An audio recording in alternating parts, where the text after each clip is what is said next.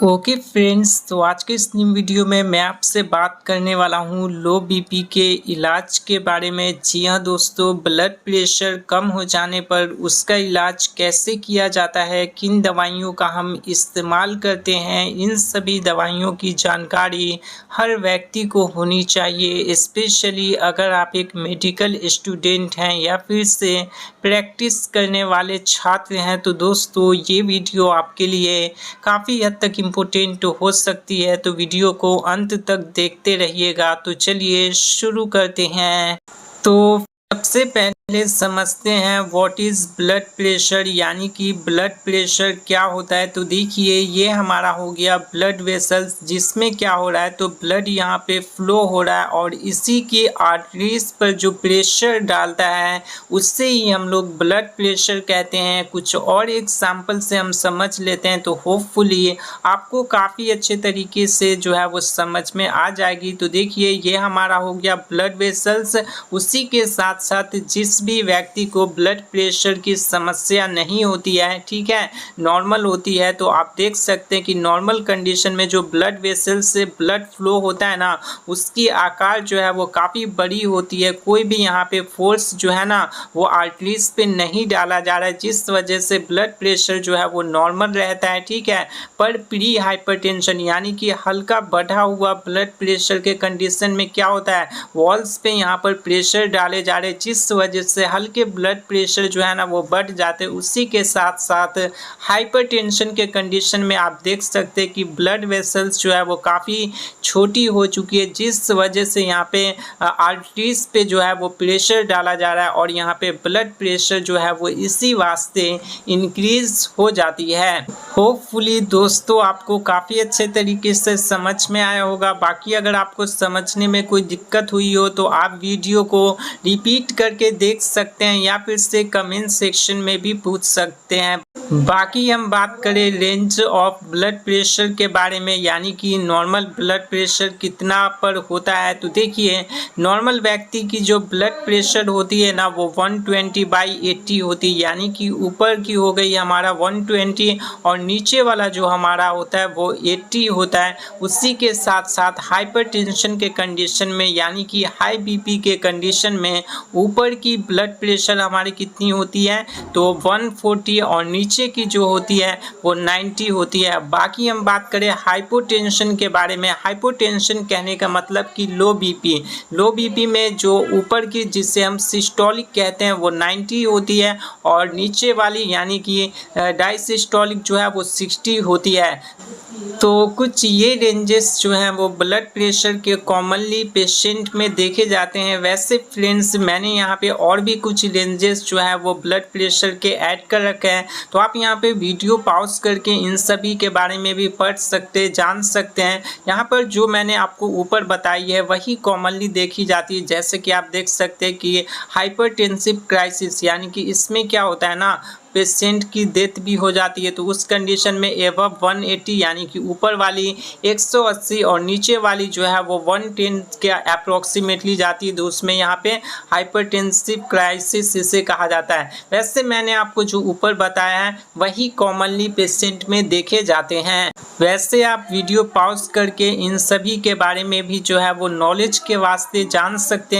तो दोस्तों, जानते हैं काउस के बारे में, किन कारणों की वजह से किसी भी व्यक्ति की ब्लड प्रेशर कम होती है। तो सबसे पहला आता है CNS disease, low blood volume, blood की वॉल्यूम कम हो जाने पर, हार्ट डिसीज़, हार्ट की समस्या होने पर, लंग्स कंडीशन, लंग्स के कंडीशन पे भी डिपेंड करता है। अगर यहाँ पे लंग्स की समस्या है तो उसमें भी जो है वो बीपी कम हो सकती है। Alcohol and drugs consuming, various body temperature के अलग अलग प्रकार होने पर भी यहाँ पर जो है ना वो बीपी कम होती है। तो ये कुछ कॉमन कारण होते हैं जिनकी वजह से ब्लड प्रेशर जो है वो लो हो जाती है। बाकी फ्रेंड्स, अब हम समझते हैं सिम्टम्स के बारे में, क्या क्या लक्षण देखे जाते हैं। तो डिजीनेस, चक्कर आना, फेंटिंग और पासिंग आउट, अपसेट स्टमक यानी कि पेट की समस्या होना, जैसे कि गैस, एसिडिटी, इरिटेशन, कॉन्स्टिपेशन, कब्जियत वाली फीलिंग आना। ठीक है,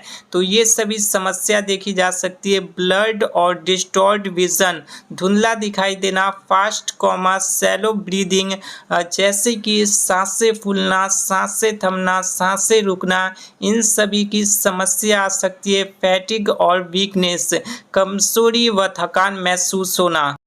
और भी इसके कुछ सिम्टम्स है, लक्षण हैं, उसके बारे में भी बात कर लेते हैं। तो फीलिंग टायर्ड, थकान महसूस होना, कन्फ्यूज़न क्रिएट होना, एजिटेशन होना, तो ये सभी सिम्टम्स जो हैं वो लो ब्लड प्रेशर होने पर देखे जाते हैं। और दोस्तों अब बात करते हैं इलाज के बारे में। ब्लड प्रेशर कम हो जाने पर किन दवाइयों का इस्तेमाल करके इसका इलाज किया जाता है। तो सबसे पहली मेडिसिन आती है जिंकोफर एक्सटी टैबलेट। ठीक है, और इसमें ferrous ascorbate, folic acid, zinc sulphate, ये सभी पाई जाती है। ठीक है, मतलब कि एक ही मेडिसिन में 3 ड्रग की कॉम्बिनेशन होती है, जिसका dose 1 tablet OD in a day after meal, एक दिन में एक बार खाना खाने के बाद इस मेडिसिन का इस्तेमाल किया जाता है। नेक्स्ट मेडिसिन हमारी यूनिसाइम टैबलेट है, और इसका डोज जो है वो 1 tablet BD in a day after meal, खाना खाने के बाद दिन में 2 बार इस मेडिसिन का यूज़ किया जाता है। फ्रेंड्स अब बात करने वाले हैं सिम्टम्स बेसिस ट्रीटमेंट पे। देखिए लो बीपी की जो सिम्टम्स देखी जाती है तो उसका ट्रीटमेंट हम किन दवाइयों का यूज़ करके करते हैं, क्या क्या सिम्टम्स पे क्या क्या दवाइयाँ इस्तेमाल की जाती है।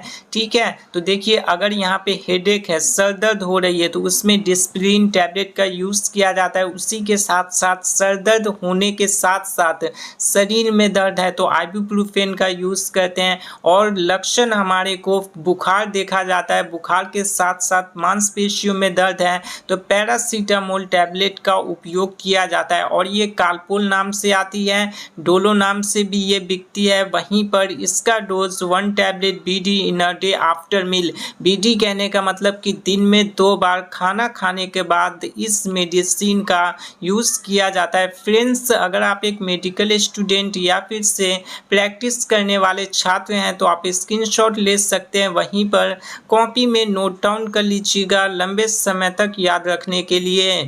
नेक्स्ट मेडिसिन इमीसेट 4 टैबलेट है और इसमें ऑन्डेनसेट्रॉन पाई जाती है। वहीं पर इसका उपयोग जो है वो नौसिया, जी मिचलाना, वोमिटिंग, उल्टी होना, इसमें किया जाता है। अगली दवाई हमारी एसीलॉक 150 है, वैसे ये 300 mg में भी आती है। बाकी ये जो है ना वो बड़े और बूढ़ों में ऑफकोर्स इस्तेमाल में ली जाती है 300 mg। और इसमें लैनिटिडीन पाई जाती है जिसका उपयोग पेट के समस्याओं में किया जाता है, जैसे gas, acidity, irritation, upset stomach, खाना नहीं पच पाना, कॉन्स्टिपेशन, कब्जियत वाली फीलिंग आना, तो उन सभी में एसीलॉक का हम यूज़ करते हैं। बाकी इसका dose 1 tablet BD in a day after meal, खाना खाने के बाद दिन में 2 बार इस दवाई का यूज़ किया जाता है। नेक्स्ट मेडिसिन हमारी ओरल डिहाइड्रेशन साल्ट है।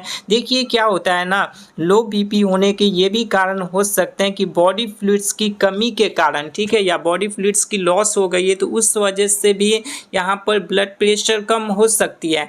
तो उस कंडीशन में डिहाइड्रेट करने के लिए, बॉडी फ्लूइड्स की जो डिहाइड्रेशन हो गई है उसे डिहाइड्रेट करने के लिए, मेंटेन करने के लिए हम ORS का घोल लेते हैं या फिर से इलेक्ट्रोल पाउडर लिया जाता है। ठीक है, वहीं पे आप देख सकते हैं कि मेडिसिन के पैकेजिंग पर IP लिखा हुआ है, यानी कि ये इंडियन फार्माकोपिया के प्रोसीजर पे बना हुआ है। बाकी ये पाउडर फॉर्म में आती तो ऑफकोर्स पेशेंट को हम सॉल्यूशन बनाकर देते हैं।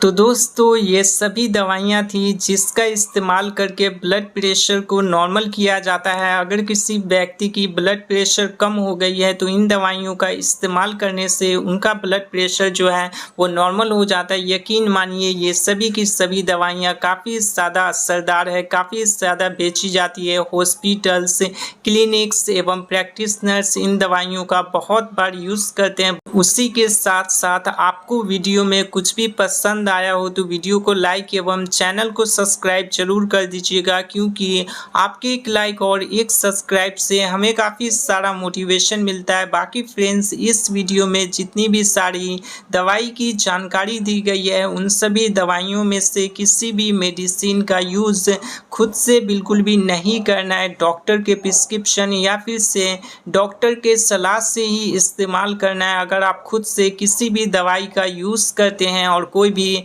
प्रॉब्लम आता है, साइड इफ़ेक्ट आता है, तो उसके ज़िम्मेदार आप खुद होंगे, क्योंकि ये वीडियो सिर्फ़ और सिर्फ एजुकेशनल पर्पस के लिए बनाई गई है। तो आज के इस न्यू वीडियो में बस इतना ही। मिलते हैं एक नई वीडियो में एक नए टॉपिक के साथ। तब तक के लिए जय हिंद, वंदे मातरम।